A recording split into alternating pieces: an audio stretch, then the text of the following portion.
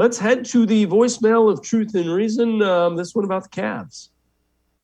But I feel like Ricky Rubio and Colin Sexton and this Dialing guy, maybe that might be a good trade for the Buddy Hield and Maurice.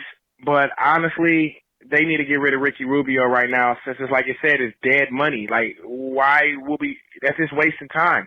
We can $17.8 million. You know how many – go look around the NBA and see how many players is making not even that amount and what they're putting up in the game. Thank you. All right. So let's welcome in Chris Fedor, Cavs beat reporter for Plain Dealer and cleveland.com. And Chris, the thing is that you're playing poker with that expiring contract of Ricky Rubio. You don't want to trade it too soon because someone might determine later, closer to the trade deadline, boy, I want that a little bit more.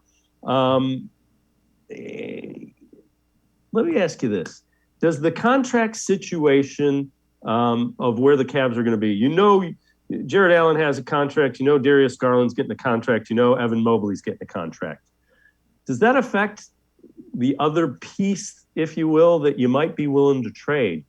And where I'm going with that, you're not going to have as much money for Colin Sexton maybe as he might want with a guy that's scoring 20 points. And then you look at Isaac Okoro. That's a guy who plays some defense. He's ascending. I think, do all of those things factor into what the Cavs are thinking trade deadline-wise now? The fit beyond just this year. Yeah, I mean, I think there are a lot of things that they have to consider at the trade deadline, Dave. And when it comes to Ricky Rubio specifically, the reason why you continue to hear him linked with a future first-round pick is because, one, that's an avenue for the Cavs to get better. But two, that's the contract that the Cavs have on their books that is quote-unquote expendable, that matches the salaries of a lot of these players that the Cavs have been linked to. A lot of these players that would help. You get a player like Karis LeVert, Buddy Hield, Eric Gordon, Terrence Ross. Those types of players make between $15 and $20 million.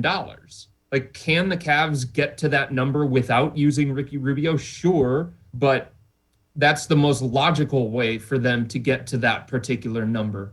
Otherwise, they have to bring in a third team, a fourth team. I don't think they'd want to use Lauri Markkanen's $15 million contract. So it just fits so well, considering the fact that Ricky can't help them the rest of the year. Expiring contracts are valuable for a team that wants to shed salary cap space. And his number fits perfectly with some of the guys that are near the top of the Cavs wish list in terms of the trade deadline.